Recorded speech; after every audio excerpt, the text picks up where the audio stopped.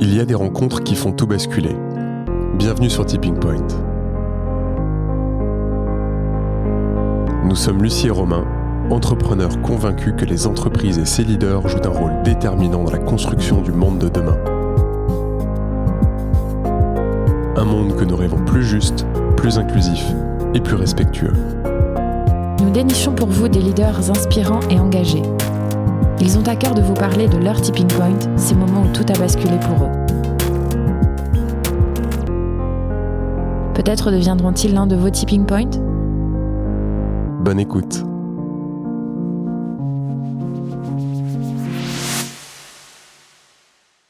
Salut Anne-Géraldine, ça va ? Bonjour, ça va, oui. Bon, on est très content de t'accueillir. Anne-Géraldine, on se connaît un petit peu, on échange déjà depuis un certain temps. L'occasion aussi pour nous de remercier Olivier Frérot qui nous a mis en relation. Tout à fait, oui. Qui est un super connecteur, un super passeur. Et à chaque fois qu'il me dit, tiens, vous devriez discuter, ça match toujours. Donc en fait, c'est aussi un magicien, je crois. Donc merci Olivier si tu nous écoutes. Anne-Géraldine, donc tu viens de Strasbourg. On s'était eu au téléphone il y a 4-5 mois pour échanger un peu sur des thématiques qui nous sont chères, le vivant, l'émergence d'une nouvelle civilisation, les nouveaux projets de société. Et puis tu m'as partagé en fait ton histoire. Et puis c'est là où on s'est dit mais c'est tout à fait le genre de tipping point qui sont que nous on trouve extrêmement inspirants. Et donc on est ravis de pouvoir t'accueillir, de t'offrir le micro et que tu puisses nous partager un peu qui tu es, ce que tu fais, d'où tu viens, qu'est-ce qui fait que tu es là aujourd'hui. Donc je vais pas parler plus longtemps, je vais te laisser la parole. Anne-Géraldine, qui es-tu ? Bien, merci à vous de me donner la parole. Alors, qui je suis ? Vaste question. Moi, je dirais que j'ai une partie de ma vie où j'ai une vie très classique, normale. En fait, je viens d'une famille bourgeoise, plutôt qui avait envie, voilà, de s'élever socialement, des parents qui nous ont beaucoup poussés dans nos études. Et donc, j'ai répondu aux attentes de la famille. Donc, on va dire que je suis rentrée dans le modèle un peu classique. J'ai fait une prépa, une grande école, une école de commerce. J'ai commencé à travailler dans une banque. Je me suis mariée jeune. Je voulais me marier, avoir des enfants. Donc, ça aussi, c'est le côté classique. Mais j'ai jamais regretté. Et j'avais déjà, je me souviens, adolescente, je voulais créer une entreprise. Déjà, j'avais un peu cette idée-là. Et d'ailleurs, après la naissance de mon premier fils, donc Paul, on avait vécu au Mexique avec son papa et j'ai décidé de créer une petite entreprise pour importer de l'artisanat du Mexique. Ça a été ma première expérience. Et en fait, j'ai fini par arrêter parce que, sous prétexte que j'avais un enfant, que j'en voulais d'autres, donc c'était un peu compliqué de se déplacer, de retourner au Mexique et tout ça. Mais ça m'avait beaucoup plu. Et donc déjà là, j'ai commencé à faire un peu quelque chose qui n'était pas convenu, on va dire, qui n'était pas prévu ou que voilà. Et puis après, jusqu'à 35 ans, je pense une vie assez classique, 3 enfants, baptisés à l'église, voilà. Enfin. Et puis, il y a eu un moment en fait où ça n'allait plus. En fait, j'étais tout le temps en colère. Je me retrouvais plus dans cette vie-là. Et en fait, j'ai commencé à prendre des décisions pour moi. Je crois que c'est comme si je m'étais réveillée. En fait, j'ai vraiment eu l'impression que c'était un réveil. Et c'était un réveil de moi-même, mais aussi, je pense, j'avais l'impression que j'étais en train de sortir d'une boîte. Comme si on m'avait mise dans une boîte et que j'avais accepté de rentrer dans une boîte et que cette boîte était devenue trop étroite et que c'était plus possible pour moi, quoi. Ça. Voilà. Donc, après la naissance de mon 3e enfant, j'ai décidé, je me suis rendu compte, je me suis vraiment écoutée, je crois là vraiment pour la première fois, et je me suis dit, j'ai besoin de liberté. Je n'en peux plus d'être dans cette boîte. J'étais salariée, donc j'étais dans une boîte d'ailleurs, voilà, dans une société internationale. J'avais un poste de marketing, voilà. Ça, sur le papier, c'était très bien, mais je me sentais comme enfermée. Donc j'avais besoin de liberté, j'avais besoin aussi de trouver du sens. Déjà à l'époque, c'était en 2004. Alors je savais pas trop ce qu'il y avait derrière ce mot, mais en fait je me disais mais à quoi ça sert ce que je fais ? Je vais travailler tous les jours. je suis dans le marketing, je voyage à l'étranger, je suis bien payée, donc ça paraissait extraordinaire, hein, mais je me disais: «Mais en fait, ça sert à quoi de vendre des produits et de faire que les gens les achètent et puis de gagner plus d'argent?» et puis voilà.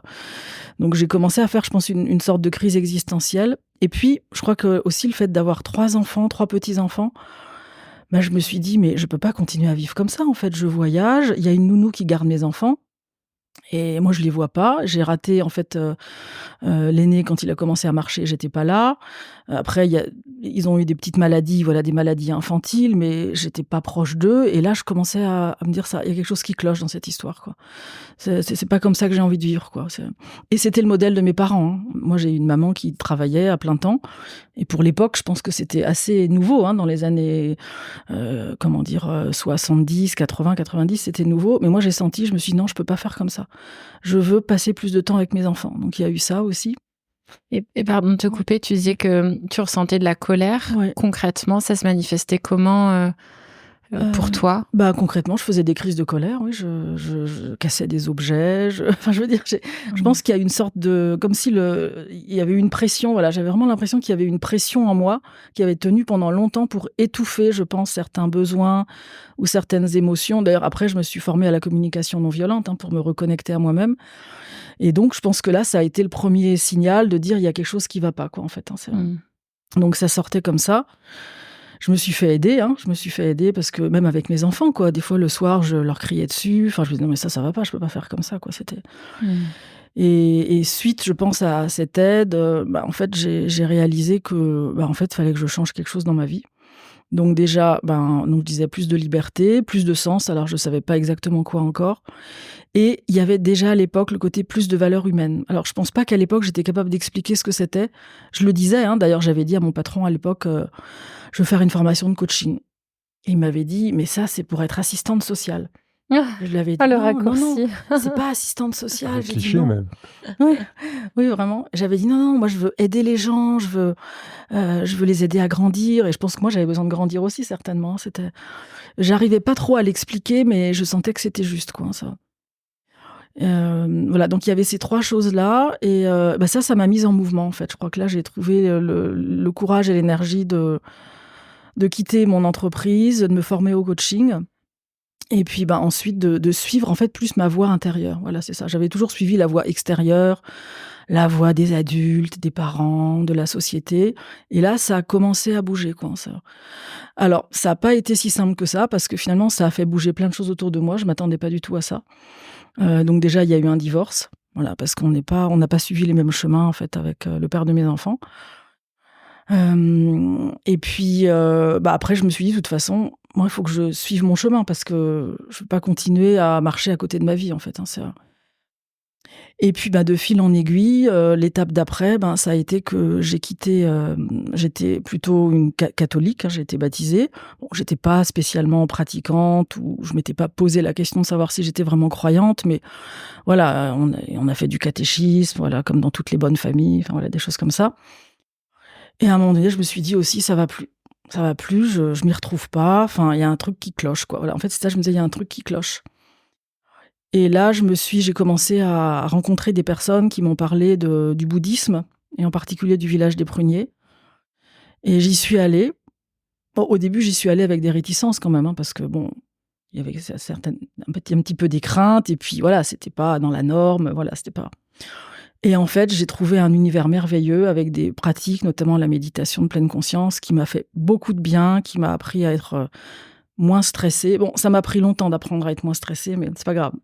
Le chemin se fait quand même. C'est quoi le village des Pruniers? Le village des Pruniers, c'est un monastère bouddhiste qui est dans le sud-ouest de la France, qui a été créé par le maître zen Thich Nhat Hanh. Et donc, c'est dans la tradition du bouddhisme zen. Et en fait, Thich Nhat Hanh, lui, il a vraiment œuvré pour la paix, hein. Il a œuvré pour la paix déjà au Vietnam. Il a été expulsé d'ailleurs, hein, puisqu'ils n'ont pas voulu évidemment arrêter la guerre. Et ensuite, ben, il a créé des monastères donc en France et puis aux États-Unis, plus tard aussi en Thaïlande, je crois qu'il y en a un à Hong Kong aussi.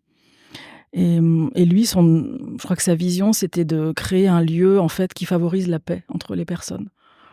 Voilà, et ça, alors je l'ai pas conscientisé tout à fait au début, hein. C'était un lieu aussi où il y a beaucoup de bienveillance, beaucoup de joie, beaucoup de relations, voilà, et bon, voilà, et ce lieu, ben, on y allait tous les étés en famille, et je dois dire que grâce à la méditation et puis bon, plein d'autres choses aussi derrière, bah, j'ai commencé aussi à bouger et à me reconnecter à moi-même plus, à m'écouter vraiment. Alors pendant plusieurs années, il y a eu quand même beaucoup de tensions intérieures, hein. Je pense que j'étais en conflit intérieur entre la vieille partie de moi là qui me mettait la pression en disant: «Non, il faut gagner de l'argent, il faut travailler comme ci, il faut vivre comme ça», le côté normatif, et puis l'autre partie de moi qui commençait à émerger, plus à l'écoute de soi, de ses besoins, plus connectée à la nature aussi. C'est vraiment là-bas, on passait des vacances dans la nature, et je me souviens, à un moment donné, j'avais envie de dormir sous une tente, j'avais envie d'entendre les bruits de la nature, la nuit, le vent, les petites brindilles qui craquent. Enfin voilà, et j'arrivais même plus à dormir enfermée dans une maison en été. J'avais vraiment besoin d'être dehors, quoi. Et au niveau familial aussi, ce qui a été très beau, c'est que c'est mes enfants qui voulaient y retourner au départ. Moi, je me suis dit: «Bon, on va voir», et c'est eux qui m'ont dit: «Non, non, c'est trop bien, on veut retourner là-bas», et je leur disais: «Mais pourquoi?» «Là-bas, les gens, ils sont gentils». Et ils me disaient aussi: «Et ils ont de la maturité». Ça, c'était la voix des enfants vraiment, quoi, qui ont flashé sur ce lieu, et on y est retourné jusqu'à ce qu'ils sortent de l'adolescence, en fait. Donc ça a été vraiment un point d'ancrage pour moi, et en parallèle, ça c'est plutôt dans ma vie, on va dire, personnelle, dans mon propre développement, j'ai commencé aussi à suivre des enseignements sur l'énéagramme, et vraiment à essayer de conscientiser, ben, c'est quoi cet ego, comment il fonctionne, et comment on peut petit à petit, non pas totalement le faire partir parce que c'est pas possible, mais au moins prendre conscience des mécanismes automatiques et développer une autre partie de nous sur lequel j'avais pas encore de mots à mettre, quoi. Mais bon, ça a été un long parcours, et c'est pas terminé, quoi, ça. Tu le disais, à 35 ans, tu avais le sentiment d'être dans une boîte et d'avoir envie de faire craquer un peu cette coquille que tu avais autour de toi. Est-ce que tu avais déjà ressenti ça, ou est-ce que tu as souvenir d'avoir ressenti ça plus jeune, en tant qu'enfant, adolescent ou jeune adulte, ou c'est vraiment arrivé à ce moment-là? Je pense que j'ai dû le ressentir avant. Il y a peut-être eu des manifestations émotionnelles, mais je comprenais pas ce qui se passait, et puis autour de moi non plus. Donc, je me disais: «Bah, c'est bizarre, là, il y a un truc qui s'est passé». Bon, puis le lendemain, j'y pensais plus, quoi. Mais il y a pas eu de grosse crise, hein. J'ai pas fait une adolescence. Bon, je claquais les portes, voilà, je boudais. Il y a eu des petits conflits, mais voilà, j'ai pas tout envoyé balader. Donc, il y a eu des petites choses, mais voilà, je pense que le mal-être s'est vraiment développé au fur et à mesure, quoi, en fait, hein. Et un jour, c'est sorti de cette façon-là, quoi, ça. Voilà, mais comme je disais, sortir de la boîte, je pense que j'ai fait des allers-retours, quoi. Alors déjà, je suis sortie de la boîte parce que j'ai quitté le statut salarié aussi pour m'installer à mon compte. Donc ça aussi, ça a été sortir d'une boîte. Et la première étape, quand même, ça a été de rentrer comme associée dans un petit cabinet de conseil en management, formation, coaching et développement personnel. Donc voilà, j'étais pas toute seule non plus, et puis j'ai pu expérimenter comme ça mon métier et voir que ça me plaisait vraiment énormément, justement, d'accompagner les personnes, d'accompagner. Alors au départ, c'était vraiment sur des problématiques très professionnelles, en fait, hein, le management, ça pouvait être des dirigeants d'entreprise. On faisait des séminaires de développement personnel pour les dirigeants qui s'appelaient Oser être dirigeant, justement, où il y avait tout un travail de développement personnel. Donc c'était vraiment passionnant, en fait. Là, ça m'a énormément plu, et j'avais ce temps pour m'occuper de mes enfants, que je me suis vraiment offerte à moi-même, parce que comme j'étais divorcée, ben voilà, j'ai choisi, en fait, mes économies, de les mettre dans du temps, finalement, et pas dans de la matière, et d'avoir du temps pour voir mes enfants quand ils rentraient de l'école, pour passer les vacances scolaires aussi avec eux. Bon, après, c'était pas toujours, il y avait des périodes d'à-coups et des périodes plus tranquilles, quoi, ça. Mais bon, ça, je regrette absolument pas d'avoir fait ce choix, quoi, ça. Mais comment c'est perçu par ton entourage Je sais pas s'ils ont bien compris, en fait. Je pense que ma famille, mes parents, ils ont jamais trop compris, je pense. Je crois ils ont toujours dit: «Mais c'est quand même dommage, t'avais un bon poste». Ah, quand même, quoi. Et je crois qu'ils avaient du mal à comprendre, hein. Je pense qu'ils ont dû être déçus aussi, hein.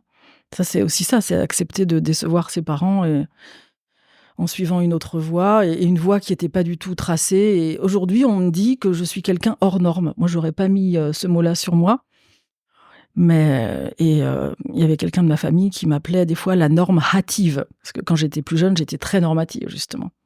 Et même on m'appelait zéro défaut, donc j'étais vraiment parfaite dans la norme, nickel chrome, voilà, tout était. Mais en fait, ça représente un gros poids, finalement, une grosse pression. Et c'est ça, cet ego, quoi, qui devient tyrannique, quoi. Il faut que tout soit bien fait.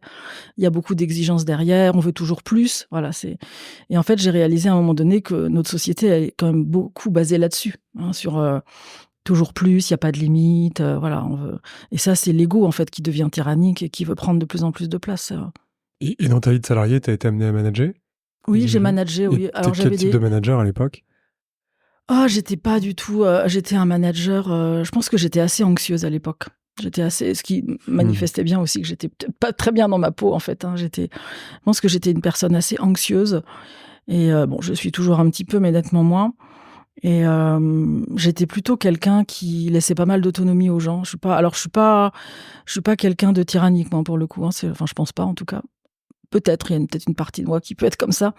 Mais j'étais plutôt quelqu'un qui déléguait facilement et qui voulait laisser de l'autonomie aux personnes, quoi. Ça. Donc j'avais une équipe, en fait, on était c'était une petite équipe, hein. J'étais au siège, et donc c'était une équipe corporate. Et après, je manageais en transversal, j'avais tous les directeurs marketing des pays européens en direct, mais c'était plutôt du management transversal. Et comme j'étais au siège, j'avais une équipe de 5-6 personnes, quoi, en fait, hein, c'était...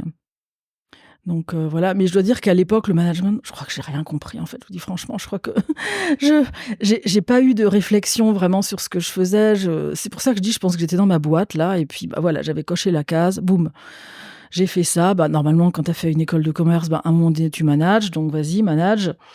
Et en fait, je crois que c'est que après, quand j'ai pris la posture de coach, que j'ai commencé à réfléchir vraiment à ce que c'est que le management, et qu'il y avait des personnes derrière. Alors, j'avais conscience qu'il y avait des personnes, hein, mais déjà, j'étais pas obnubilée par le résultat. Je pense déjà à l'époque, j'étais pas dans les clous. Hein. Moi, j'étais plutôt dans le fait de est-ce que les gens se sentent bien, est-ce que voilà, ils sont contents dans ce qu'ils font. C'est peut-être un peu trop gentil d'ailleurs des fois, mais je crois que c'était pas tellement le résultat qui comptait, c'était les personnes, quoi. Alors, et j'ai toujours été comme ça, je me rends compte. Même par exemple, je vois avec ma famille.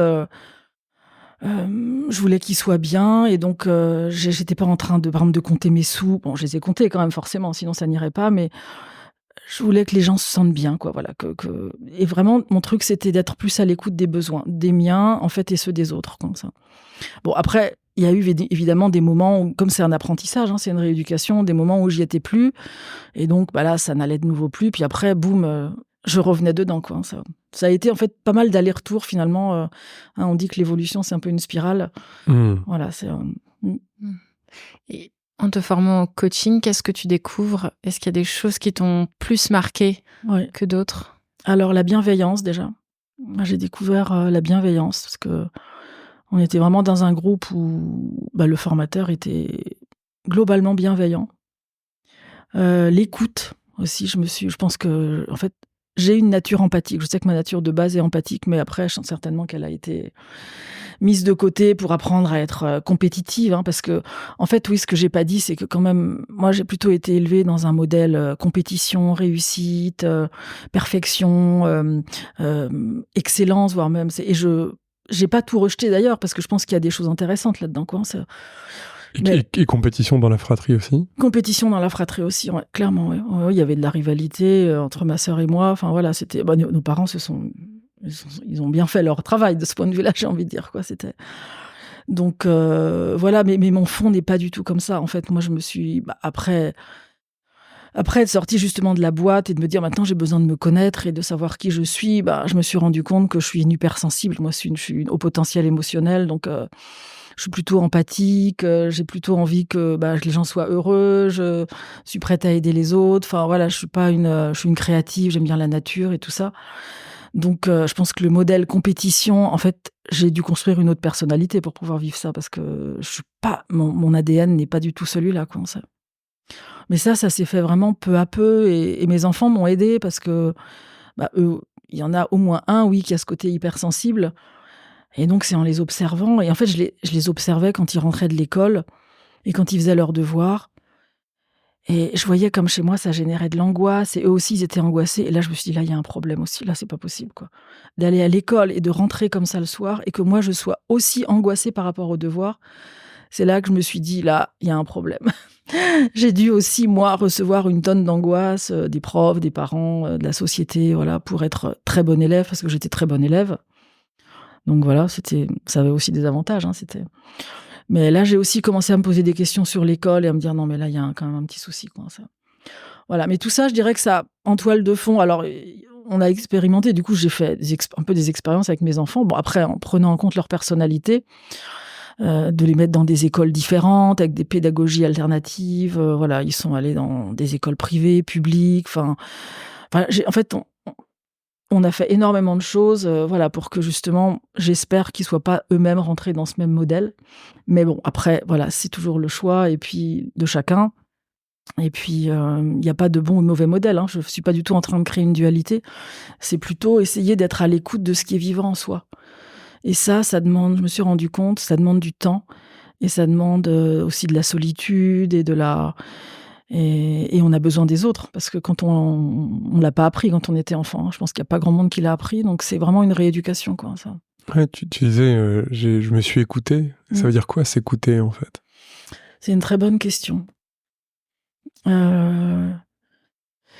S'écouter, c'est une très bonne question. C'est déjà pouvoir ressentir ce qui se passe dans son corps. Ça, je pense, ça m'a pris 20 ans, clairement. De ressentir ce qui se passe dans mon corps, quoi. C'est parce que le corps, en fait, c'est génial, en fait. Il y a toutes les informations dans notre corps. Mais en fait, quand on est dans la tête, alors, surtout quand on a fait des grandes études, forcément, on est plus dans la tête. En fait, on se coupe de son corps à un moment donné. Et donc, dans le corps, il y a aussi les émotions. Et donc, quand le corps est tendu, on peut plus laisser les émotions circuler.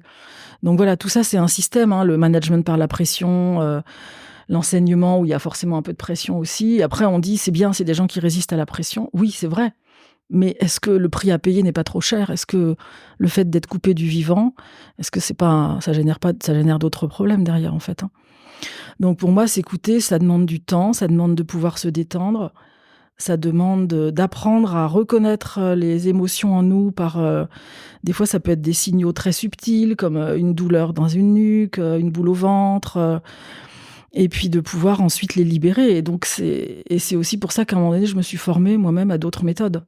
Alors, je suis passée quand même par la case burn-out, donc comme quoi, j'ai pas... L'apprentissage s'est fait quand même dans la douleur. Au moment où tu avais déjà fait la formation de coaching? Oui, j'avais déjà fait la formation de coaching. En fait, c'était...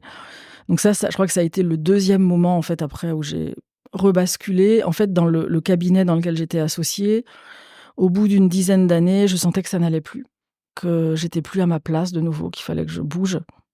Et là, c'est venu par des rêves, en fait. J'ai fait des rêves. Et je me souviens, le matin, je me réveillais et je voyais une image de moi sur une île avec mes associés, on était des associés, et où je partais en volant. Je me disais, mais qu'est-ce que c'est que cette image? Et quand j'ai divorcé, j'avais ce même genre d'image aussi. Je me souviens, j'avais acheté un tableau dans une brocante qui représentait un carrosse devant un grand château avec une femme devant. Et c'était vraiment un tableau, une croûte, comme on dit, qui avait aucune valeur. Mais j'étais fascinée par ce tableau, quoi. Après, j'ai compris que c'était l'inconscient qui m'envoyait des messages. Donc là, je me suis dit, ça y est, ça recommence. Oh non, qu'est-ce qui va se passer? Un autre changement. Ok, qu'est-ce que ça veut dire? Et en fait, oui, après, il y a eu les signaux émotionnels, il y a eu le burn-out, parce que peut-être que j'avais pas bien compris encore. J'étais en résistance.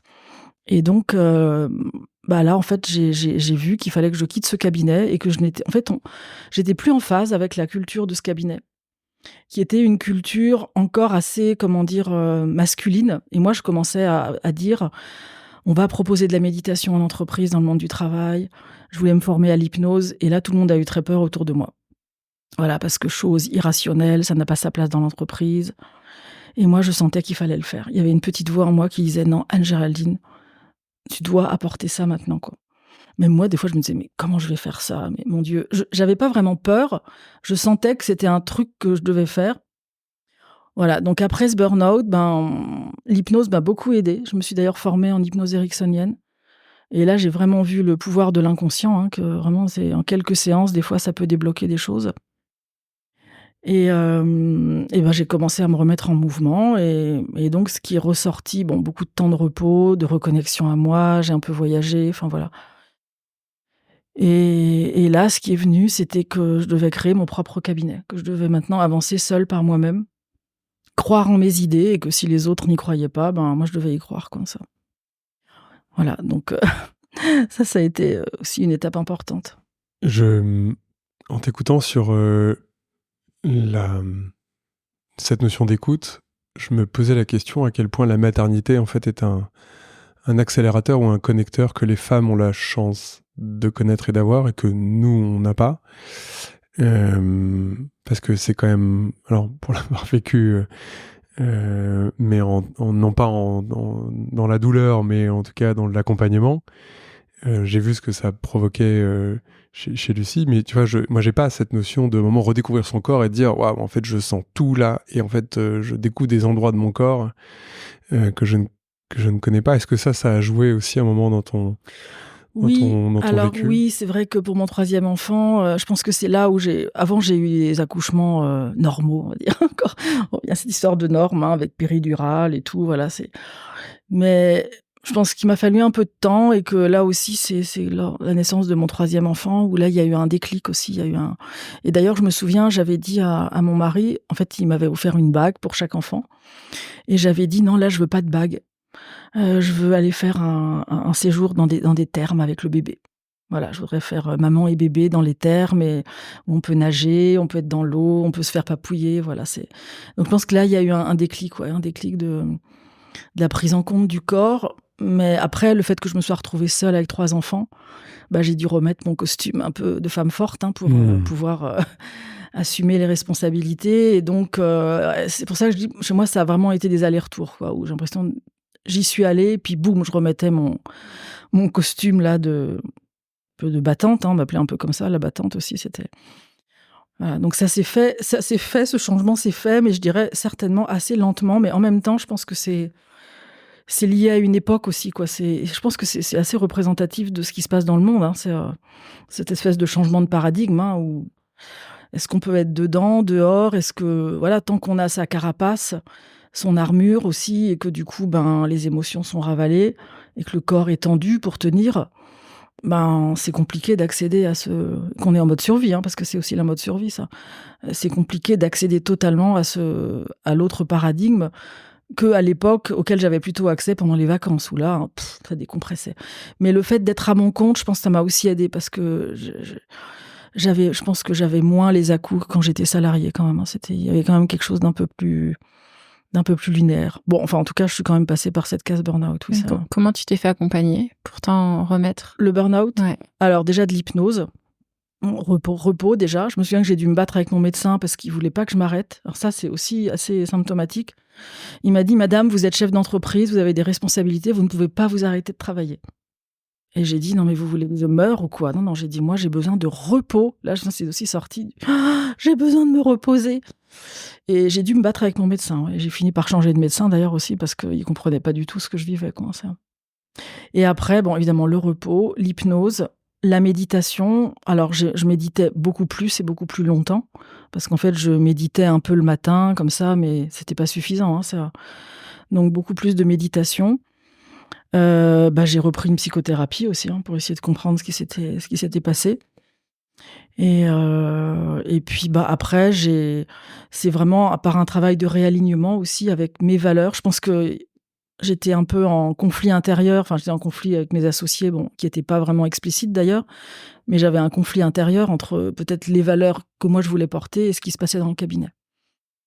Et le fait de pouvoir me réaligner, puis après, de nouveau, je reviens à cette histoire d'écoute, c'est toujours pareil, de m'écouter vraiment et de me dire maintenant, j'ose faire ce que moi j'ai envie de faire, ce qui me paraît juste.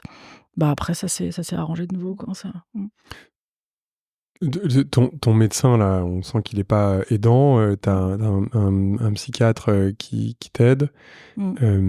Qui sont les autres personnes dans ton entourage qui te soutiennent à un moment de ce Oui, c'est une bonne question. Ouais. En fait, j'avoue que j'ai pas eu grand monde, en fait.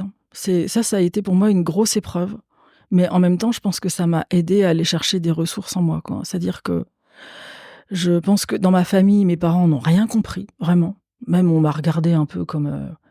D'ailleurs, après, j'ai compris que la vulnérabilité n'était pas acceptée, n'était vue comme quelque chose de mauvais. Donc, être vulnérable, c'était pas bien, en gros. Donc, déjà là, j'ai pas eu énormément de soutien. Ensuite, il y a mes enfants. Alors, c'était mes enfants. Il y en avait 2 en plus qui étaient en crise d'adolescence, on va dire. Mais je crois que c'est l'amour de mes enfants, vraiment. Et ça me touche que tu me poses cette question. Parce que c'est ça qui m'a aidée, ouais. Mmh. Il y a ça et il y a mon cercle d'amis aussi. Même s'ils n'étaient pas présents, ils n'étaient pas avec moi tous les jours et je les appelais pas tous les jours, mais je savais qu'ils étaient là et ça a toujours été des gens, ces cercles d'amis très bienveillants et très non jugeants aussi. Et je savais que si j'avais un problème, je pouvais compter sur eux, quoi, ça.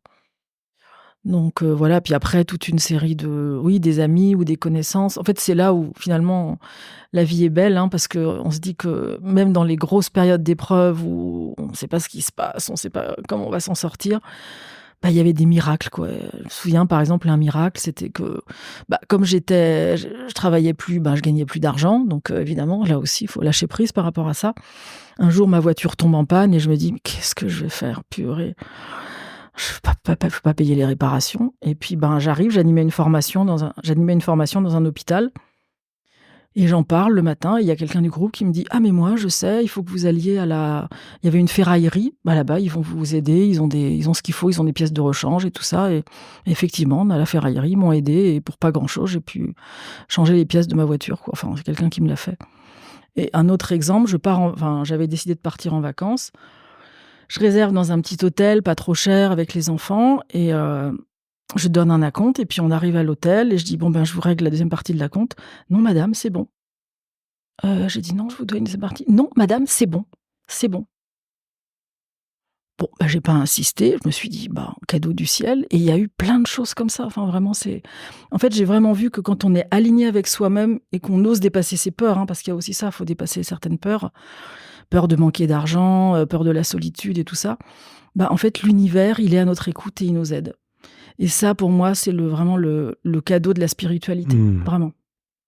Et je te remercie de me poser cette question parce que c'est vraiment ça, c'est là que j'ai vu qu'en fait, on n'est pas tout seul. Même quand on se dit: «Mais c'est la catastrophe, j'ai plus de travail, je suis malade, j'ai moins d'argent, j'ai 3 enfants», je veux dire, je peux pas demander forcément aux gens autour de moi parce qu'il y en a qui comprennent rien à ce que je vis et que ça leur fait encore plus peur que moi. Ben, en fait, il y a des choses autour de nous qui vont s'aligner à un moment donné et qui nous guident. En fait, on est guidé quand on sait le voir évidemment, quoi, ça. Et ça, je crois que ça a été vraiment le cadeau de cette épreuve, en fait, hein, ça. Et je me demandais, quand tu es en position comme ça, de vulnérabilité et d'extrême fatigue, maman seule avec 3 enfants en crise d'ado, comment tu trouves les ressources? Et comment tu fais, ton quotidien? Alors comment je trouve les ressources? Bon, déjà, j'ai la chance d'avoir une famille quand même qui est présente, même s'ils comprennent pas ce que je vis et que je peux pas leur confier mes soucis. Ils sont là quand même, quoi. C'est-à-dire que, ben, ils prennent les enfants pendant les vacances, pour les devoirs. Je me souviens un jour, mon père est arrivé avec un grand, comment dire, panneau sur les tables de multiplication en disant: «Bon, maintenant, ces enfants, il faut qu'ils connaissent leur table de multiplication». Voilà, après, il y a eu ma belle famille aussi qui a, voilà, été très présente malgré le divorce. On a toujours gardé des liens et ça, c'est vrai que c'est chouette, quoi. Il y a eu vraiment une solidarité, voilà, une solidarité familiale. Même si moi, je pense, je me sentais seule en tant qu'adulte et que peut-être j'ai pas aussi osé demander suffisamment d'aide, hein. Ça, c'est possible aussi avec mon côté «sois fort», il fallait m'en sortir. Mais il y a toujours eu des moments où, bah, voilà, il y avait un soutien qui arrivait, il y avait une tante, une belle-sœur, une sœur, voilà, qui faisait quelque chose, un père, même s'il comprenait pas trop ce qui se passait, bon, bah, quand même, j'étais sa fille, quoi, hein, ça, donc ouais, j'étais pas du tout abandonnée, hein, ça. Mais sur mon chemin à moi, oui, ça, je pense que là, je l'ai vraiment tracé assez seule, en fait, hein, ça. Mais au niveau des enfants, non, il y a vraiment eu un vrai soutien familial.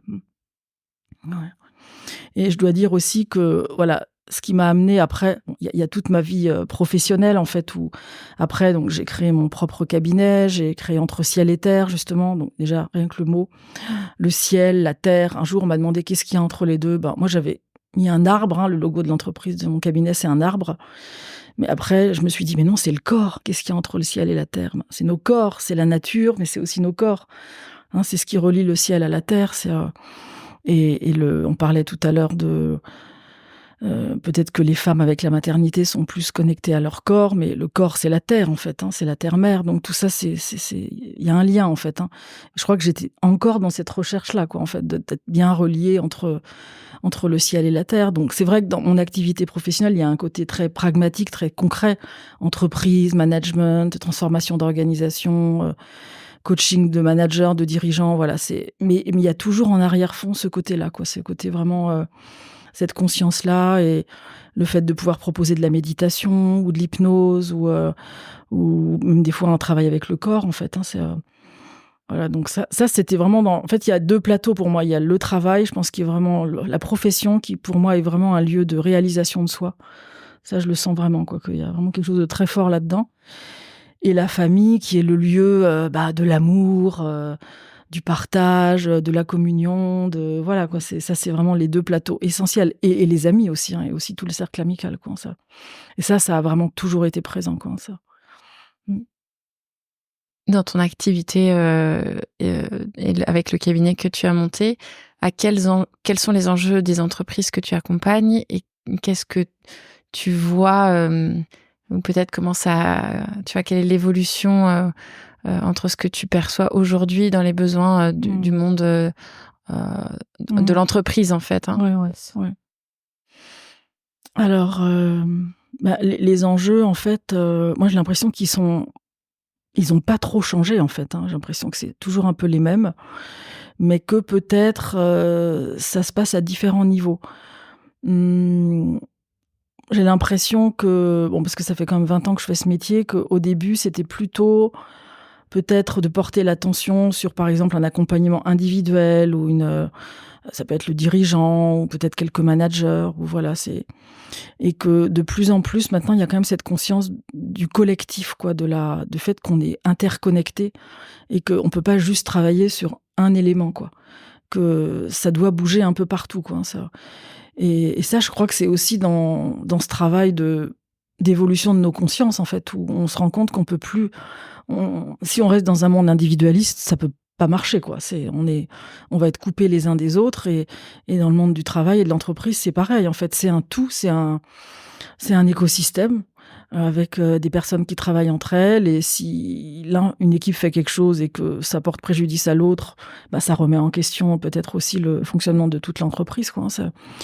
Et ça, j'ai vraiment vu cette évolution. Alors, c'est venu, je pense déjà dans les années peut-être 2016, 2017, mais après le Covid, oui. Enfin, là, maintenant, avec ce qu'on traverse, là, c'est beaucoup plus présent. Et je pense que les organisations se réveillent, alors à différents rythmes, en fait. Il y a celles qui essayent de se transformer de façon très profonde, de repenser leur modèle, de faire des modèles plus en lien avec le vivant. Il y a celles qui commencent à s'intéresser peut-être à la RSE ou au management bienveillant, parce que ça fait quand même déjà 20 ans qu'on en parle.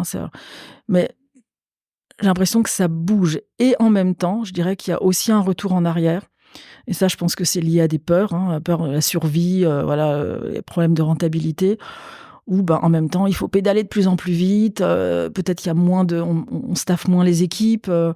Pour moi, il y a vraiment ces 2 mouvements-là, quoi. Mais qui sont des mouvements, moi je vois ça comme un balancier, comme si on fallait qu'on repasse par des choses pour nous dire non, ça marche plus, ça, il faut vraiment changer, et puis repartir de l'autre côté, voilà, pour essayer de trouver peut-être un équilibre et la voie du milieu, quoi, ça.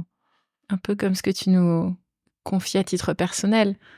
Oui, c'est ça, je exactement. vais d'un côté, je suis rappelée de l'autre. C'est ça, voilà. Ouais, c'est exactement ça. Moi, j'appelle ça le changement de paradigme. Enfin, même pas ça, j'appelle ça la danse des paradigmes. Parce que je pense qu'en fait, c'est danser avec ces 2 paradigmes. Enfin, il y en a peut-être plus que ça, voilà. Il y en a peut-être au moins 4, 5 ou 6 ou 10 000. Mais en fait, c'est danser dans ces paradigmes, quoi. Et c'est pas essayer de sortir de l'un pour rentrer dans l'autre. Pourquoi ? Parce que notre société, il va falloir qu'elle bouge, mais pareil, aujourd'hui, les structures, elles existent. Quand on prend les structures comptables, fiscales, les structures juridiques, c'est assez rigide quand même. On peut pas trop discuter, quoi. Donc ça va prendre du temps aussi, certainement, pour que ça bouge, quoi.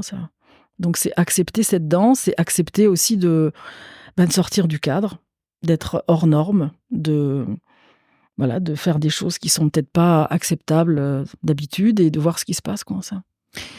Et quand tu dis sortir du cadre, et moi j'entends aussi pouvoir prendre des risques et potentiellement se mettre à son compte. Qu'est-ce que tu vois en ce moment? Moi, les personnes que je rencontre actuellement et qui, depuis longtemps, sont à leur compte, ou celles qui viennent de passer à leur compte, me disent là, vraiment, en ce moment, c'est extrêmement compliqué, beaucoup plus que ça ne l'a jamais été ces 15 dernières années. Et donc, parce que je pense que beaucoup sont tentés, malgré tout, de se mettre à son compte, de devenir auto-entrepreneur, avec des craintes qui sont pas infondées. Qu'est-ce que toi tu ressens, qu'est-ce que tu vois et de quoi, tu vois, de quoi tu as eu besoin pour pouvoir franchir ce pas-là et être sereine dans ton activité? Alors, je pense qu'effectivement, oui, ça a évolué parce que moi, j'ai commencé il y a 20 ans, donc c'était peut-être encore un peu nouveau, quoi. Hein, bon, déjà, ce qui a évolué positivement, c'est qu'il y a de plus en plus d'aide, d'accompagnement, quand même. Moi, j'étais assez seule, hein, quand même. Hein, fallait un peu se débrouiller par soi-même, donc ça, c'est positif. Peut-être aujourd'hui, ce qui se passe, ce que j'observe, c'est que il y a plus de peur, quoi. Aussi, il y a plus de peur de tenter quelque chose par soi-même, parce que c'est un petit peu ce qu'on disait tout à l'heure, hein, c'est ces espèces de carcans dans lesquels on est pour en sortir. Moi, je vois ça comme une sorte d'accouchement ou de renaissance quelque part. Hein. Ça passe par le cycle vie, mort, vie. Donc passer par la mort, même si c'est pas une mort physique, mais c'est la mort de quelque chose. C'est très inconfortable, quoi. Hein, ça.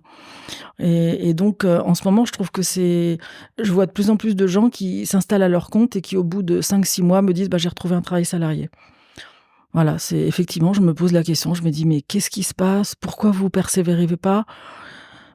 C'est trop dur, il y a trop de concurrence, et puis j'ai besoin de gagner de l'argent. En fait, il y a ça, j'ai besoin de gagner de l'argent et c'est vrai que je trouve que en ce moment, c'est plus difficile en tant qu'indépendant ou quand on est à son compte, quand on a une petite entreprise, hein, en fait, oui, il y a de plus en plus de concurrence, c'est plus dur, quoi. Alors j'ai pas forcément une explication là tout de suite, hein, on peut en trouver en tout cas, mais je constate que c'est plus difficile et que ça demande un vrai engagement, quoi. Un vrai engagement vis-à-vis de soi-même et que moi, ce qui m'a vraiment aidée, c'est le développement personnel, hein, clairement. Si j'avais pas fait de développement personnel, je pense que j'aurais pas tenu, parce que ça oblige d'aller voir ses peurs, quoi. D'aller voir ses peurs, ses zones d'ombre, de travailler sur la confiance en soi, j'ai eu, quand j'ai fait mon burn-out, il y a déjà 10 ans, il y a eu une période où j'ai pas gagné d'argent pendant 1 an, quoi, hein, ça. Déjà, moi j'avais des économies, donc j'ai encore pompé dans mes économies, mais je voyais mon compte en banque qui baissait. Et je me suis dit: «Non, je sais que ça va marcher», quoi. Enfin, il y avait cette petite voix qui me disait: «Fais confiance, ça va marcher», parce que c'était une période de réalignement et que voilà, ça prend du temps. Et je l'ai revécu en 2022. De nouveau, une deuxième fois où de nouveau, je me suis sentie désalignée et là, ça a été aussi les émotions, hein, qui sont sorties de nouveau, colère, enfin voilà, chez moi, ça sort par la colère, donc maintenant je le sais et en fait, ce moment-là, ça a vraiment été de me dire j'ai cherché de nouveau à me dire: «Mais de quoi tu as besoin que tu as pas en ce moment? Tu devrais être heureuse maintenant quand même, voilà, ça y est, tu as ce qu'il faut». Non, c'était de nouveau quelque chose en moi qui se réveillait. J'avais besoin en fait de revenir à l'essentiel. J'avais fini par acheter avec mon compagnon, on avait une maison, un peu voilà, modèle nouveau classique, hein, qui revient, qui s'invite. Et en fait, ça n'allait pas. Je me sentais oppressée dans cette maison. J'étais par les objets, enfin, je sais pas, la quantité d'objets, le mode de vie aussi. Et à un moment donné, j'ai dit non, ça va pas. Je peux pas vivre comme ça. Je suis de nouveau pas en phase avec moi-même, quoi. Ça. Bon, zut, je me dis c'est pas possible, ça revient. Et là, c'était vraiment besoin de revenir à l'essentiel, de vraiment mener une vie vraiment plus proche de la nature et de la spiritualité, quoi. J'ai vraiment senti que dès que je quitte en fait mes sources d'inspiration, que j'écoute moins mon intuition, que je reviens dans le côté un peu robot, hein, pilote, voilà, ce qu'on appelle pilote automatique, quoi. Je fais. Le week-end, je me repose, je sors, je vois des amis. La semaine, je repars, je produis. Ça n'allait pas, quoi, en fait. Et donc, là, j'ai de nouveau pris des décisions, quoi, hein, ça. Et donc, on a vendu la maison et j'ai acheté un petit appartement de 60 mètres carrés avec beaucoup moins d'objets. Et mon souhait, c'est vraiment d'avoir une vie un peu plus minimaliste. Et je me suis installée dans un écolieu, donc où il y a vraiment aussi cette conscience écologique et ce modèle de partage participatif, quoi, où on est. Alors, c'est pas du tout une communauté, hein, chacun vit chez lui, et voilà, mais on a des temps collectifs, de dialogue, de décision collective, mmh, pour les espaces partagés, pour les décisions, avec aussi beaucoup de solidarité entre voisins. C'est vrai que c'est vraiment, peut-être ce qui m'avait manqué, bon, quand j'étais seule avec mes enfants, avec mes voisins, il s'est jamais passé grand-chose. Mais là, voilà, je sais que je peux compter sur ma voisine. Si j'ai un problème, je vais toquer chez elle. Enfin, ça fait partie du mode de vie, quoi, ça. Et je crois que j'aspirais à ça, justement, voilà, donc moi, je dirais que c'est un autre changement, revenir à l'essentiel, me connecter à la spiritualité, à la nature. Et puis, oui, et l'autre chose qui est apparue, c'était le désir de coopération. Voilà, ça, je pense que j'avais besoin je crois que j'ai passé 10 ans où il fallait que j'avance par moi-même. Et ça a fonctionné, hein, ça a tout de suite, dès que je me suis réalignée, boum, ça a marché. Pendant 10 ans, ça a très bien marché. Et puis là, maintenant, c'est un autre modèle qui est en train de se mettre en place, qui est pas encore, je suis encore en train de tâtonner, hein, c'est une création de tous les jours. Je me dis: «Tiens, ça marche plus». Voilà, par exemple, quand j'essaye de contrôler une situation, ça marche plus. À chaque fois que je veux contrôler, poum, ça marche pas. Le projet ne se passe pas, la relation disparaît, voilà. Et dès que je suis dans le lâcher prise, ça fonctionne. Ça, c'est nouveau pour moi. Avant, j'étais plutôt dans le contrôle, quoi. Donc ça, c'est un exemple de choses qui changent. Après, c'est aussi mon désir de coopération, de travailler plus en équipe. Il y avait des moments chez moi, je me levais le matin, je pleurais. Je me disais: «Mais pourquoi je pleure le matin quand je me réveille? Qu'est-ce qui se passe?» Tristesse, quoi, vraiment. Je suis seule. Alors qu'avant, j'aspirais qu'à ça, faire des choses toute seule. Ça y est, je peux faire toute seule ce que je veux. Là, non, j'ai envie d'être avec les autres, de partager, de créer, de co-créer, d'inventer, voilà. Et ça, je sens que ça me donne de la joie, quoi. Et au final, je crois que c'est ça, c'est retrouver cette joie, en fait, que j'avais perdue peut-être, dans un moment de ma vie où mon mode de vie et mon mode de travailler me correspondaient plus, quoi, ça. Et là, je suis en train de le retrouver, ça, petit à petit, grâce à ça, la coopération, la créativité aussi. Voilà, je me suis remise à. Bon, j'ai toujours je faisais un peu de poterie, voilà, mais je dessine, je peins, j'écris, je fais dans mon potager. Voilà, moi, j'adore me lever le matin et je vais dans mon potager, je vais m'occuper de mes tomates, mes salades. Je ramasse les escargots. Enfin, voilà, c'est mon petit moment à moi. Mmh. Tu as parlé de spiritualité tout à l'heure. Qu'est-ce que tu mets derrière la spiritualité? Oui, alors la spiritualité, moi, j'ai envie de le déconnecter totalement de la religion, des organisations et tout ça, parce que je crois que c'est ça qui nous empêche de voir le beau côté de la spiritualité. C'est cette impression d'être connecté à plus grand que soi. C'est vraiment ça, et de sentir qu'on n'est absolument pas seul. Alors, c'est difficile à décrire parce que c'est une expérience personnelle. Ça, on peut le sentir. Moi, je le sens quand je suis dans la nature. Je me dis, mais moi, je suis pas seule là, c'est sûr. Il y a les arbres, je sens, comme mon corps c'est beaucoup plus détendu, je sens l'énergie qui circule autour de moi, donc je la sens aussi dans mon corps, et c'est très agréable, hein. C'est subtil évidemment, mais c'est très agréable. La spiritualité, c'est sentir qu'on est connectés les uns aux autres, que si je fais une action, elle aura une conséquence sur l'autre à côté. Si je prononce une parole, elle aura une conséquence sur l'autre à côté. Et même des fois, si j'ai une pensée, elle aura une conséquence sur l'autre à côté. Je sais maintenant que si j'ai un jugement négatif sur l'autre, il le sent, même si je lui dis pas. Ça circule entre nous, il y a de l'énergie qui circule. Si je suis fermée par rapport à quelque chose, j'empêche que la vie m'apporte ce dont j'ai besoin. Par contre, si je fais ce travail intérieur de m'ouvrir intérieurement et d'accepter de recevoir, boum, ça vient, en fait. Il y a un côté très magique, mais ça demande toujours ce travail. J'aime pas le mot travail. Ça demande comment dire, ouais, cette reconnexion à soi. Faut aller c'est vraiment d'aller voir ce qu'il y a à l'intérieur de soi, quoi, ça. Qu'est-ce qui te donne de l'énergie aujourd'hui? Ce qui me donne de l'énergie, c'est quand je suis avec d'autres personnes et que je sens que justement c'est fluide, ça circule, que au niveau de la communication, de la relation, de l'énergie, c'est de danser, de chanter.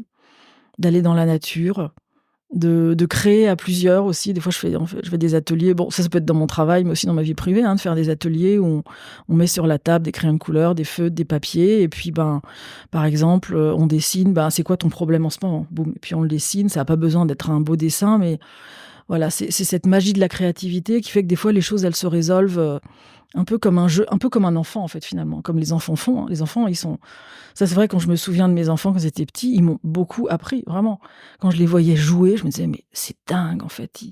Avec un bout de ficelle, et mes fils, il avait un bout de ficelle avec du carton, et il jouait pendant des heures. Il inventait des tas de choses, et il était joyeux, voilà, il était dans la joie, quoi, vraiment, c'était... Et ça, je trouve que se reconnecter à cette joie de l'enfant intérieur, c'est magique, quoi, vraiment, c'est... Et que je rêve un peu d'un monde comme ça, où on soit des adultes reconnectés à notre enfant intérieur et qu'on puisse vivre et travailler comme ça. Voilà, ça serait top. Tu t'es formée à l'hypnose, tu nous le disais. Qu'est-ce que ça apporte qu'est-ce que ça t'a apporté à toi, comment est-ce que tu t'en sers pour les personnes et les entreprises que tu accompagnes? Ouais, alors déjà, ce que ça m'a apporté à moi, c'est ce travail sur l'inconscient. Donc, sur l'inconscient, en fait, c'est c'est tout ce qu'on a refoulé de notre histoire à nous. Donc, c'est des choses pas agréables en général, mais c'est aussi tout l'inconscient de notre famille, de nos transgénérationnels, quoi. Et en fait, cet inconscient, c'est une richesse énorme parce qu'il peut se transformer, justement. Donc, tout ce qui a été difficile peut devenir quelque chose de plus léger. Et c'était Milton Erickson qui disait « Il n'est jamais trop tard pour avoir une enfance heureuse ». C'est-à-dire que même s'il y a eu des choses difficiles dans l'enfance, voilà, en fait, on peut le transformer plus tard. Et ça veut dire qu'on va s'alléger de nos souvenirs négatifs, de nos traumatismes, et de ceux des générations d'avant aussi, qu'on porte tous en nous. Et donc, quelque part, ça permet d'être plus... Je me souviens, quand j'étais adolescente, j'avais lu le livre de Kundera, « L'insoutenable légèreté de l'être », avec le très beau film qui a aussi été fait après avec Juliette Binoche. Et c'est ça, c'est se reconnecter à la légèreté de l'être et plus être dans avec tous les sacs à dos qu'on porte derrière et qui font qu'on voit pas la vie telle qu'elle est, en fait. On les voit au travers de nos prismes. Et du coup, les personnes que j'accompagne, oui, c'est beaucoup des choses comme ça, sur des problèmes émotionnels. Alors, ça peut être des choses très simples, ça peut être un blocage. C'est une dame qui n'arrivait pas à manger de légumes, par exemple. Bon, vous allez me dire, c'est pas très grave, c'est pas... Mais ça peut être aussi des choses un peu plus difficiles, comme des traumatismes ou des phobies ou des addictions. Voilà, souvent, ça va chercher beaucoup plus loin, quoi, ça. Et donc, moi, cette méthode, je l'aime beaucoup parce qu'elle est créative. Elle est aussi elle est dans le lâcher prise, justement. C'est-à-dire que, en fait, plus la personne est détendue, plus son problème va se résoudre. C'est quand même génial, non? Plus tu te relaxes, plus ton problème se résout. Ça va à l'inverse de ce qu'on nous a appris, qu'il fallait beaucoup travailler pendant très longtemps, que ce soit très dur, quoi. Donc, pour ça, je trouve cette méthode vraiment géniale. Elle est très douce, elle est non intrusive, respectueuse de la personne et non directive aussi. Donc, on travaille beaucoup avec des métaphores, avec des symboles, avec des contes aussi. Donc, je trouve ça très chouette. Donc, en fait, mes patients, ils m'aident. Enfin, je veux dire, quand quelqu'un vient et me parle de ses problèmes, des fois, je me dis « Ah tiens, Géraldine, bon, tu ferais bien d'aller voir chez toi aussi. » En fait, c'est une coopération, ce métier que je fais, on s'entraide les uns les autres, finalement. Et dans les entreprises, alors c'est un peu plus délicat, je trouve que moi je l'ai utilisé dans des coachings individuels. Moi, j'appelais ça de l'hypno-coaching. Alors je fais des séances plutôt sur des choses très simples comme la confiance en soi, les problèmes de stress. Voilà, je vais pas plus loin parce que c'est pas le lieu en entreprise. Mais ça m'a ouvert quand même à tout ce qui est thérapie brève. Et ça, je l'utilise dans mon métier, de coach, en fait, vraiment d'utiliser l'inspiration de ces méthodes-là pour travailler sur des équipes ou sur des organisations. Alors, je vais donner un exemple. Ça peut être, par exemple, on sait, il y a une sorte de principe qui nous dit que pour faire changer un système, il y a ce qu'on appelle les changements de type 1 et les changements de type 2. Le changement de type 1, c'est par exemple, j'optimise quelque chose. Donc, je change pas le fond, mais par exemple, je sais pas, une équipe qui a du mal à se voir pour travailler, peut-être ils vont se donner plus de temps de réunion. Voilà. Donc, on essaye de faire un petit peu mieux, quoi. Le changement de type 2, c'est vraiment, on revoit la structure de base, on revoit le moteur, on revoit les règles, on change le fond, quoi. Et ça, c'est les thérapies brèves qui m'ont appris ça, quoi. C'est ce qu'on voit, par exemple, avec les dépendances. Il y a les dépendances de type 1 et de type 2. Les dépendances de type 2, faut aller travailler. Ça demande un travail plus profond et une remise en question plus importante, quoi, ça. Donc, voilà, c'est comme ça. On dit qu'une personne qui fume, elle peut s'arrêter de fumer, mais elle restera un fumeur passif. Mais la personne qui a vraiment transformé son addiction, voilà, elle a carrément changé son système intérieur et du coup, elle a plus besoin de ça pour vivre. Elle trouve, elle est de nouveau à l'écoute de ses vrais besoins. On revient à ça, quoi, ça. C'est marrant, tu parlais tout à l'heure de dialoguer avec son enfant. Thich Nhat Hanh, il a écrit un livre qui s'appelle Prendre soin de son enfant intérieur, qui est aussi très aidant dans le fait, et qui est guidant aussi, dans le fait d'aller rediscuter avec l'enfant blessé, par exemple. Exactement, voilà, c'est ça. Et de calmer en fait les blessures de son enfance pour ne plus pour arriver à les déposer et ne plus les trimballer à l'âge adulte. C'est intéressant. C'est très important ce que tu dis là, parce que que ce soit dans les familles ou dans le monde du travail, moi j'observe qu'il y a, et je l'ai vécu aussi, donc je sais très bien ce que c'est qu'il y a quand on est réactivé par nos blessures, on n'a pas les comportements adéquats, et on va d'ailleurs blesser les autres, et donc on va générer de la souffrance, et voilà, quoi, ça. Et je trouve que ça, moi je rêve un peu de leaders authentiques, bienveillants, connectés à leur âme, et qui ont pu dépasser ces fameuses blessures, quoi, ça. Parce que là, ça donne un être humain différent, oui, clairement, quoi, ça. Et peut-être que dans ce monde du futur, c'est ça aussi, c'est d'avoir qu'on soit des personnes qui se transforment, qui soient bien alignées, connectées à la terre, au ciel, et du coup qui puissent réinventer ce monde à partir de ça, quoi, et pas à partir de notre ego blessé qui du coup va chercher des compensations, va chercher à mettre des sparadraps, et voilà, et transformer ses blessures, c'est possible, c'est vraiment possible. Il y a plein de méthodes qui existent aujourd'hui, Il y a la méditation, il y a l'hypnose, il y a l'EFT, il y a toutes les méthodes de soins énergétiques, enfin voilà, il y a pléthore de choses. C'est pour ça que toutes ces nouvelles méthodes qui arrivent, c'est une chance inouïe.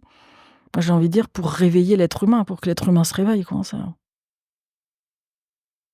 Génial. Est-ce qu'il y a un sujet dont on n'a pas parlé qui te tient à cœur ? Non, je pense qu'on a abordé tous les sujets. Non, il y a peut-être un sujet que je voudrais aborder, qu'on n'a pas abordé, c'est vrai. Le fait que je me sois formée à l'hypnose, et je pense que c'est important, j'ai envie d'en parler parce que ça peut peut-être aussi aider ou inspirer d'autres personnes, c'est que moi je viens d'une famille où il y a des problèmes de maladies psychiques. Et ça a toujours été un tabou. C'est quelque chose dont on parlait pas parce que il y avait toujours la honte. Voilà, ça fait aussi partie du fait qu'on parle pas des maladies et surtout des maladies qu'on comprend pas trop, quoi. Et donc moi j'ai grandi là-dedans, en fait, de pas en parler, comme on mettait pas de mots, je savais même pas en parler moi-même, quoi. Et je pense que le fait que je me sois formée à l'hypnose, c'est pas un hasard non plus. Parce que l'ouverture vers ces médecines-là m'a aussi permis de voir que, en fait, les personnes qui ont des maladies psychiques, donc là, c'est même pas juste des personnes hors normes, c'est carrément des gens qui, peuvent aller en psychiatrie ou qui ils peuvent vivre dans le quotidien, mais ils ont quand même, une faille psychique importante, quoi. Et en fait, ces personnes-là, elles ont quelque chose à apporter à la société aussi. Et en fait, aujourd'hui, je pense qu'on n'en est qu'au début de la psychiatrie, parce que on leur donne des médicaments, mais en même temps, ces médicaments, c'est sûr, ça referme la faille psychique, ça leur permet de vivre à peu près normalement. Mais quand ça fonctionne. Quand ça fonctionne, oui. Bon, là, en l'occurrence, ça a fonctionné. Dans ma famille, il n'y avait pas de problème. Mais il y a tout un potentiel derrière qui est inexploité, qui est ce potentiel de la connexion, justement, à ce qu'il y a autour de nous, à l'énergie, à la spiritualité. Et je pense qu'aujourd'hui, on n'a pas encore très bien compris comment ça se passe, quoi. Quand on voit dans d'autres civilisations, les civilisations plus de peuples premiers ou des choses comme ça, quand il y avait quelqu'un comme ça dans un village, en fait, il était honoré. Parce que c'était quelqu'un qui pouvait apporter des informations à la communauté, c'était quelqu'un qui pouvait guérir. Les chamans, souvent, c'est ça.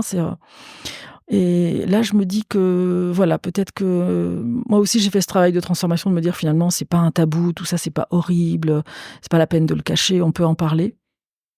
Et voilà, et je souhaite vraiment que dans les dizaines d'années qui viennent, peut-être on s'ouvre aussi à ces choses-là et à ces personnes-là qui ont, je pense, beaucoup de choses à apporter parce que justement, de par bon, on va mettre le mot maladie, hein, puisqu'il faut bien, voilà, puisqu'on est dans une norme, ben, il y a des gens sains, des gens malades, voilà, mais ils ont une particularité, je pense, qui peut aussi être une richesse pour la société, quoi, ça. Et ensuite, dans une famille, ben, c'est aussi, bon, même si c'est pas toujours simple, hein, de vivre avec une personne qui peut avoir une maladie psychique, mais maintenant, j'arrive à me dire que c'est aussi une richesse humaine, et ça apprend aussi, à s'entraider, et puis comment dire, à devenir autonome. On apprend à se débrouiller, hein, finalement, quand on est comme dans un groupe comme ça. Voilà, il y a un des parents qui peut-être n'est pas présent autant qu'il devrait l'être. Ben, du coup, on apprend à se débrouiller autrement. Comment ça. Ouais, je partage en tout cas ta croyance et le fait qu'on a encore du chemin à faire parce que ces personnes-là sont très vite stigmatisées et on n'est pas sorti. Mais comme le handicap, finalement, c'est ça.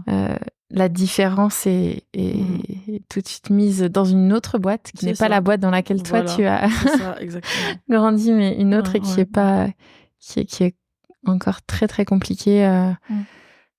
Même si je pense que on peut avoir de l'espoir sur.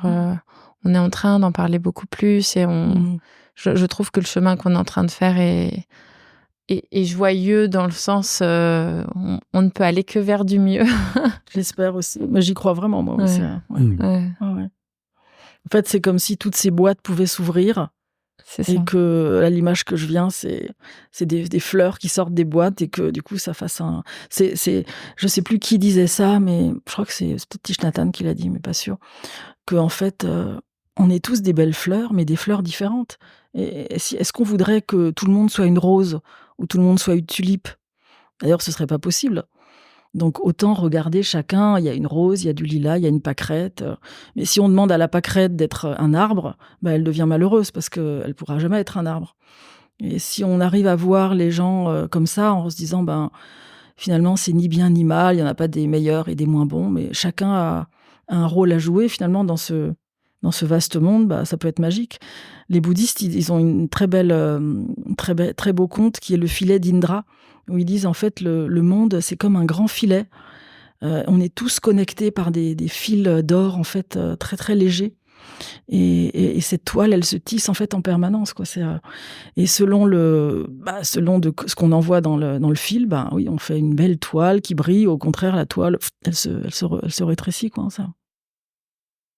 Bon, merci pour ces mots. Est-ce que c'est bon pour toi? Ouais. Et je voulais aussi te remercier pour le temps long. Enfin, parce que tu vois, dans ton témoignage, tu as beaucoup insisté sur ces allers-retours, sur le fait que ça prend du temps.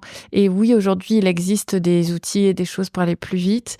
Et à la fois, je crois qu'on a profondément besoin de reconnaître qu'il y a des choses à surmonter, personnelles, collectives, qui peuvent prendre du temps long et que, parce qu'on parle beaucoup d'urgence climatique, d'urgence politique, d'urgence sociale.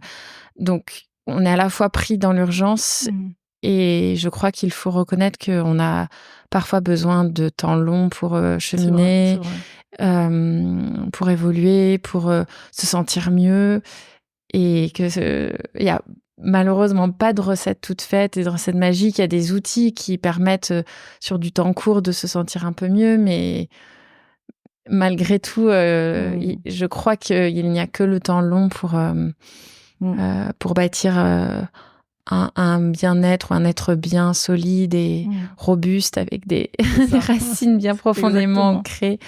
Et ton témoignage, il nous le rappelle, il est là un peu en phare, que ce soit à titre personnel ou ce que tu nous as confié aussi sur les entreprises. Donc de remettre à la fois un peu d'humilité et de patience, parce que n'est plus très patient et on n'apprend plus à être patient parce qu'on scrolle toute la journée et que ça change en une seconde, une nouvelle info, une nouvelle image, une nouvelle, voilà. Mais je sais pas, moi, c'est ce qui résonne en cette fin de dialogue ensemble. Merci beaucoup. Merci beaucoup. Merci à tous les deux. Merci Anne-Charline, à bientôt. À bientôt. C'est fini pour aujourd'hui. Nous espérons que cet épisode vous a inspiré. Retrouvez toutes les infos et les épisodes sur notre site tippingpoint.fr, tipping-point.fr. Si vous avez aimé, n'hésitez pas à partager l'épisode le plus largement autour de vous et à mettre 5 belles étoiles pour nous aider à nous faire connaître. À bientôt!